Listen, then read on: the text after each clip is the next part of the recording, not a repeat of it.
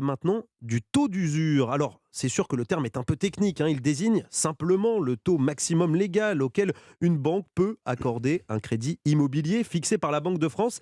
Il va être relevé à partir du 1er janvier de 3,05%. Il va passer à 3,57%. Une augmentation qui représente une bonne nouvelle pour de nombreux emprunteurs dont les dossiers sont pour l'instant bloqués, Barthélémy Philippe.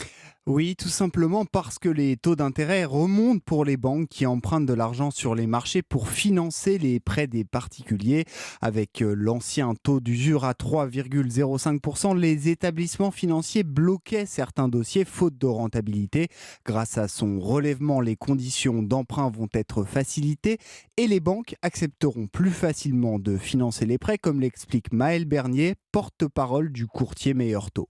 Par exemple, on a un couple de 40 ans qui voulait emprunter 280 000 euros pour acheter une maison. Donc, jusqu'à présent, ils avaient ce qu'on appelle un TAEG, c'est-à-dire un taux tout compris à 3,42.